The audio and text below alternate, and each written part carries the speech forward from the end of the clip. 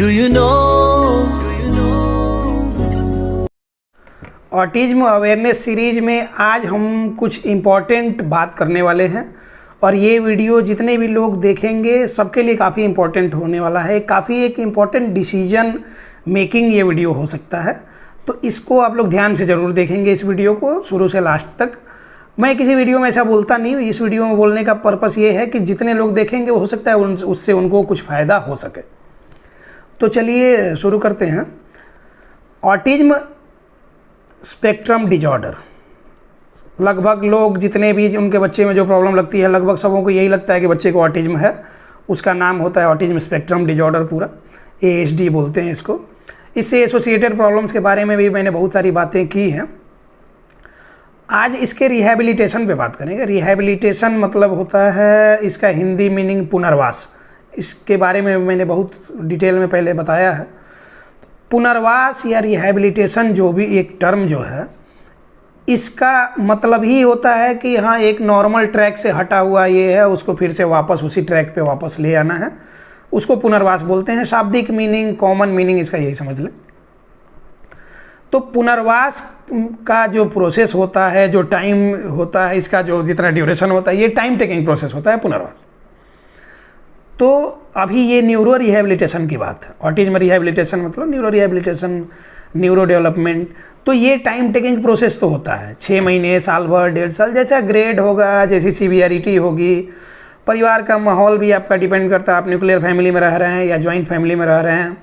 Joint family में भी रह रहे हैं तो सिर्फ अपने ही तक सीमित हैं कि आस पड़ोस के लोगों से भी आप जुड़े हुए हैं। गांव में रह रहे हैं कि शहर में रह रहे हैं। जॉइंट फैमिली में होते हुए भी सभी लोग वर्किंग हैं, तो बच्चे को समय दे पा रहे हैं कि नहीं दे पा रहे। इन सारी बातों पे डिपेंड करता है ऑटिज्म का रिहैबिलिटेशन और रिकवरी का फेज। तो इन सब बातों पे ही आज की चर्चा होनी है। सबसे पहले हम अपने बारे में बता दें कि neuron health care and wellness centre हमारा ऑर्गेनाइजेशन का नाम है। 3 सेंटर हैं हमारे पटना में, और उसके बारे में मैंने बहुत बार डिटेल बता दिया है। जिनको जानना होगा व्हाट्सएप नंबर वगैरह दिया रहता है, या फिर कॉलिंग नंबर, उससे बात कर सकते हैं, वो जान सकते हैं कहाँ कहाँ कैसे है। लास्ट में सारा डिटेल दे दिया जाएगा वीडियो के अंत में, तो आप लोग देख लीजिएगा। हमने अभी क्या किया है कि ये जो मेन सेंटर हमारा है, ये गोला रोड दानापुर एरिया जो है, ये हमारा मेन सेंटर है। इसको हमने पूरी तरह से ऑनलाइन बनाने का ये किया है, डिसीजन लिया है। अब यहाँ पे फिजिकल सेशंस नहीं होंगे, ऑनलाइन के थ्रू जो बाहर से पेशेंट्स आएंगे उनके लिए हम ये कर रहे हैं कि, और ऑनलाइन में क्या फ़ायदा क्या है और इसमें क्या क्या सुविधाएं हैं वो हम बता दे रहे हैं। कि ऑनलाइन के थ्रू सबसे पहली बात ये कि जो लोग बुकिंग लेते हैं, 7 सेशन ज्वाइन करना होता है आपको, हमारा थेरेपी का सेशन। उसके बाद हम प्रॉपर असेसमेंट करते हैं। उसके बाद आपको एक ट्रीटमेंट प्रोटोकॉल देते हैं, वो आपको लेके जाना होता है। 7 सेशन के बाद आपको जाना होता है। ज़रूरी नहीं कि उसके लिए 7 दिन रहना हो, आपको 2 सेशन एक दिन में दिया जाता है, तो 3 दिन मतलब आपको रहना होगा। 7 सेशन आपका पूरा हो जाएगा। उसके बाद आपको असेसमेंट चार्ट वगैरह बना के दे दिया जाता है कि कैसे कैसे कैसे कैसे घर पे आपको करना है।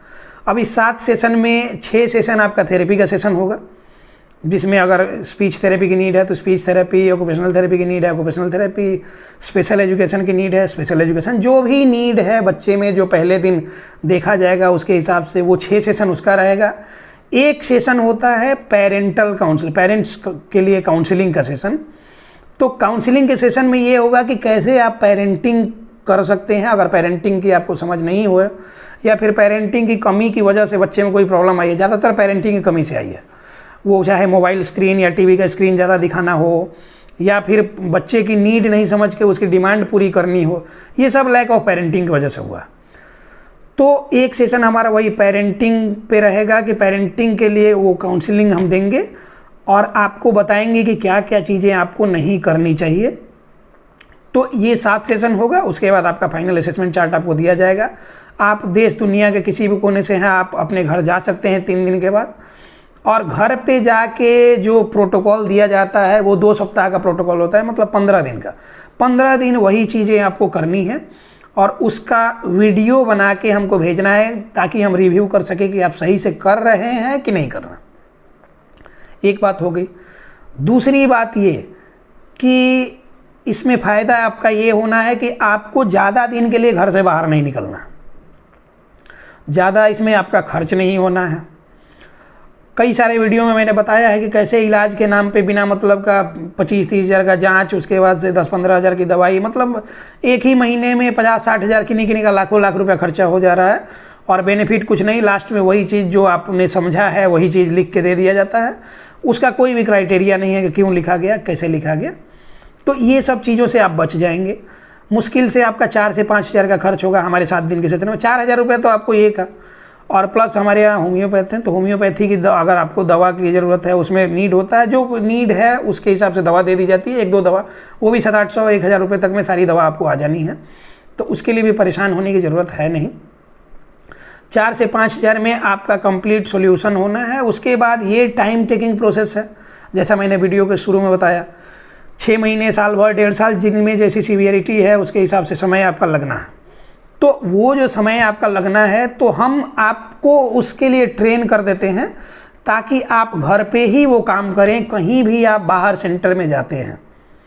तो जिनके यहाँ जिनके नाम पे आप जा रहे हैं सेंटर पे, अच्छी बात है, वो एक्सपर्ट हो सकते हैं, वो काफ़ी अच्छे हो सकते हैं, उनको नॉलेजेबल आदमी हैं, डॉक्टर हैं, अच्छी बात। लेकिन क्या है कि कहीं लगातार, अपने एक्सपीरियंस में, मैंने क्लिनिकल एक्सपीरियंस में ये देखा कि 6 महीने, साल भर से जो लोग लगातार कहीं क्लिनिक जा रहे हैं, तो जाते जाते एक कंफर्ट जोन में वो चले गए हैं। कंफर्ट जोन में इसलिए कि उनको लगता है कि अच्छा महीना का 10-12 हज़ार का थेरेपी का चार्ज है, वो दे देते हैं, अपना जिम्मा है, जैसे पढ़ाई लिखाई का खर्च परिवार का उठाना है, हर महीने का रेंट का खर्च उठाना है, गाड़ी की EMI भरनी है, घर की EMI भरनी है, जो भी है, उसी तरह एक ये भी जोड़ लिया, हर महीने 10-12 हज़ार थेरेपी पे खर्च होना है। तो लाइफ का एक पार्ट वो बन चुका है। अब क्या है कि पेरेंट्स धीरे धीरे उधर से मतलब उदासीन हो जाए, पूरी तरह से न्यूट्रल हो जाते हैं और कहीं ना कहीं कंफर्ट जोन में चले जा रहे हैं। कंफर्ट जोन में चले जा रहे हैं मतलब उनको लग रहा है कि हम पैसा दिए हैं ना, तो जहाँ जा रहे हैं वो करेंगे, हम क्यों करेंगे। तो वो अब देख रहे हैं कि मतलब ये फॉर्मेलिटी है, जैसे वो अब अपनी लाइफ का पार्ट भी इसको मान चुके हैं कि जैसे सारा कुछ जिम्मेवारी है, वैसे ही एक लाइफ का पार्ट ये भी है, जैसे जी ही रहे हैं वैसे ये भी जी लेते हैं। ये मान के क्या होता है कि जिस दिन से आप ये मान लेते हैं उस दिन से बोरियत शुरू हो जाती है। अब आप बच्चे के प्रति न्यूट्रल हो गए, अब आपको लगता है कि जो जिम्मा है वो सेंटर वाले उठाएं, हमको उसमें कुछ नहीं ये करना है। सेंटर वाले भी जब देखते हैं कि आप न्यूट्रल हो चुके हैं, तो अब जब आपकी तरफ से कोऑपरेशन मिलना ही नहीं है, तो वो भी कैसे अपना समय काटेंगे, वो भी समय काटेंगे धीरे धीरे। ऐसे ही करते करते क्या होगा कि जो 6 महीने में ठीक होना चाहिए वो बच्चे में साल 1.5 साल का समय लग गया। एक ऐसा समय आ गया, किसी दिन आप बैठ के जब सोचेंगे कि हम 1.5 साल से कर क्या रहे हैं, जा रहा है बच्चा, अभी तक तो इसमें ज़्यादा प्रोग्रेस भी नहीं हुआ, आके हमसे सवाल करेंगे, या फिर मतलब जहाँ भी आप जा रहे हैं वहाँ सवाल करेंगे। एक दिन करेंगे, आपको सेटिस्फैक्ट्री जवाब अगर नहीं मिला तो आपके मन में और ये होने लगेगा। 2 दिन, 3 दिन, 4 दिन, 5 दिन सवाल करेंगे, तो जो भी सेंटर वाले हैं कहीं ना कहीं वो भी उब गए हैं, बोर हो गए हैं।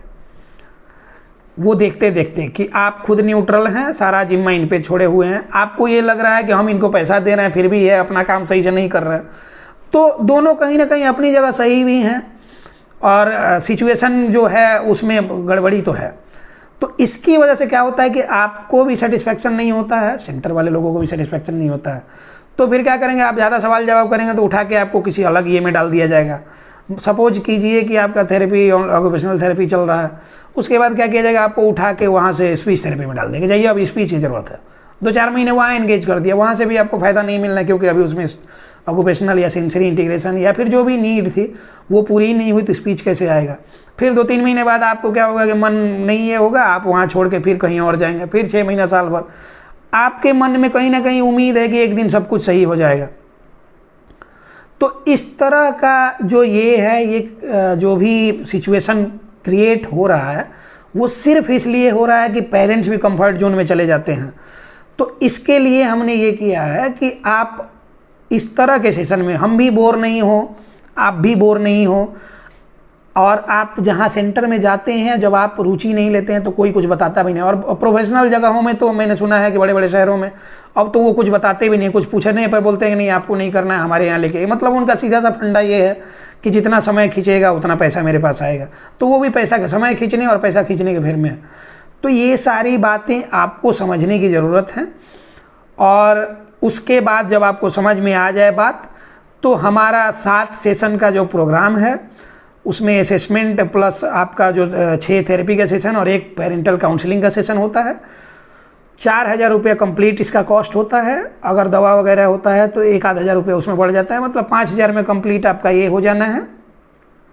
उसके बाद 15 दिन का ट्रीटमेंट प्रोटोकॉल आपको दिया जाता है। 15 दिन आप घर पे जाके वैसे ही करेंगे, वीडियो भेजते रहेंगे, रिव्यू करा लेंगे। और फिर उसके बाद क्या करेंगे कि 15 दिन के बाद हमारे ऑनलाइन सेशन में जो वीकली सेशन होता है उसमें जुड़ जाएंगे, घर से जुड़े रहेंगे। क्योंकि एक बात समझ लीजिए, ऑनलाइन सेशन में जुड़ने से फ़ायदा ये होगा कि हम आपको बताते रहते हैं, टाइम टू टाइम अपडेट करते रहते हैं कि अभी उसमें क्या करना है, क्या नहीं करना है, क्या करना है, ये सारी चीज़ें बताते हैं। प्रॉपर एक ट्रीटमेंट प्रोटोकॉल बना के भेजते हैं, उसके लिए आपको प्रॉपर वीडियो भेजते हैं। तो ये सब चीज़ें करते रहते हैं क्योंकि आप पेरेंट्स हैं, बच्चा आपका है। आपसे ज़्यादा किसी का भी इंटेंशन नहीं होगा आपके बच्चे को ठीक करने का। आप हमारी बात करें, हम ऑनेस्टली काम करते हैं, लेकिन 50 बच्चे आए तो 50 को हम अपने तरह से नहीं ट्रीट कर सकते हैं। मेरी जो ये है कि मेरी जो ईमानदारी है, मेरा जो रोल है, ऑनेस्टली जितना होना चाहिए उतना हम करेंगे। लेकिन उसके बाद जिम्मेवारी आपकी होती है, परिवार आपका है, बच्चा आपका है, तो आपसे बढ़िया कोई भी उसको हैंडल नहीं करना चाहेगा या नहीं करेगा। तो इसके लिए क्यों ना आप ही को हम ट्रेन कर दें, आप ही को उस लायक हम बना दें, क्योंकि इसमें प्रॉपर पेरेंटिंग की ज़रूरत तो है। हम ट्रीटमेंट प्रोटोकॉल उसमें डाल सकते हैं, उसको थेरेपी प्रोटोकॉल में डाल सकते हैं, थेरेपी उसका कर सकते हैं। पेरेंटिंग हम नहीं कर सकते हैं, पेरेंटिंग पेरेंट्स को करना होगा। और नीड बेस्ड चीज़ों में और डिमांड बेस्ड चीज़ों में फ़र्क समझना होगा। आप डिमांड पूरी करते हैं लेकिन उसके नीड को नहीं समझते हैं कि बच्चे की नीड क्या है। नीड है कि सोशल इंटरेक्शन, सोशल गैदरिंग्स, बच्चे लोगों के बीच में जाना। डिमांड क्या है कि बच्चा मान लीजिए कि एक छोटा सा साइकिल मांगा, उसके लिए मोटर वाला ये ले आ दिए, वो जो 25-30 हज़ार में फर्स्ट क्राई वगैरह में जो मिलता है, गाड़ी वाड़ी कार वार। तो अभी आपके पास पैसा है, पैसे की कमी अभी किसी के पास है नहीं। डिमांड हम पैसे से पूरा कर सकते हैं, नीड तो पेरेंट्स ही पूरा करेंगे। तो इसके लिए ही आपको समझना ज़रूरी है, हर एक पेरेंट्स को ये बात समझना ज़रूरी है कि नीड बेस्ड चीज़ें क्या हैं और डिमांड बेस्ड चीज़ें क्या हैं। तो नीड बेस्ड थेरेपी ये है कि बच्चे में जो नीड है, अगर बच्चे को ऑटिज्म हो गया या ऑटिज्म की तरफ जा रहा है, या फिर सेंसरी प्रोसेसिंग डिजॉर्डर, या फिर ADHD, या फिर इंटेलेक्चुअल डिजेबिलिटी, या फिर सेरिब्रल पाल्सी, जो भी है, उसमें सही ट्रीटमेंट प्रोटोकॉल क्या होना चाहिए वो आपको पता होना चाहिए। हम ये नहीं कहते हैं कि आप बिना एक्सपर्ट के पास जाए ये कर लेंगे, नहीं कर पाएंगे। एक्सपर्ट के पास जाना होगा और बीच बीच में जुड़े भी रहना होगा कि कैसे कैसे अब क्या करें, नहीं तो प्रॉब्लम होगी। तो वो चीज़ें हम आपको ट्रेन करने के लिए तैयार हैं। आप घर पे रह सकते हैं, घर से चीज़ें कर सकते हैं। दिन में 2 से 3 बार अगर थेरेपी आप करते हैं, हमारे साथ 250-300 लोग जुड़े हुए हैं और सभी लोग घर से काम कर रहे हैं। और बहुत सारे लोगों में 40-50% तक इम्प्रूवमेंट हो गया है सिर्फ घर से काम कर करके। अभी वो मेरे पास आए भी नहीं है, सिर्फ ऑनलाइन सेशन में वो लोग जुड़े हुए हैं। तो सिर्फ उतने ही से उतना फ़ायदा है। बाकी जो चीज़ें हैं अब धीरे धीरे इम्प्रूव होंगी। बहुत सारे लोग बुकिंग कर लिए हैं, वो फिजिकल सेशन के लिए हमारे पास आ रहे हैं। 17 तारीख से 22 तारीख तक, 17 अप्रैल से 22 अप्रैल तक 2-3 बुकिंग है हमारे पास। ऑनलाइन से जो लोग बुक हुए हैं वो पटना में हमारे सेंटर आएंगे, उनको प्रॉपर ट्रेन किया जाएगा, बच्चे की थेरेपी भी की जाएगी और उसके हिसाब से बताया जाएगा। आसाम से बुकिंग है, उसके बाद से झारखंड से बुकिंग है। तो इसमें जो लोग आना चाहते हैं 17 से 22 में हम अवेलेबल हैं। उसके बाद का अभी डेट अनाउंस किया जाएगा बाद में। अभी जो लोग उसमें जुड़ना चाहते हैं 17 से 22 में वो लोग आ सकते हैं, या फिर आगे का स्लॉट आप बुक करना चाहें तो स्लॉट आप बुक कर सकते हैं।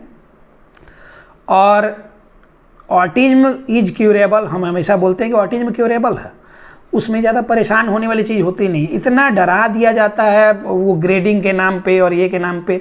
जिस दिन से आपको लगता है कि अच्छा मॉडरेट टू सीवियर या माइल्ड टू मॉडरेट जो भी आपको पता चला, यूट्यूब देख देख के और दिमाग ख़राब होते जाता है, लगता है कि ठीक होगा ही नहीं। बहुत सारे 50 तरह के लोग 50 तरह की बातें हैं, उसमें भी जिनको अब ये है कि क्या बोलते हैं, अधजल गगरी छलकत जाए वाले लोग यहाँ भरे पड़े हैं, जिनको आधा नॉलेज है और पूरा ज्ञान बांटना है, विकिपीडिया पढ़ के और उसका हिंदी ट्रांसलेशन कर करके डालना है, और आप लोग भी समझ नहीं पाते हैं, भोले लोग आप लोग कहाँ समझ पाते हैं।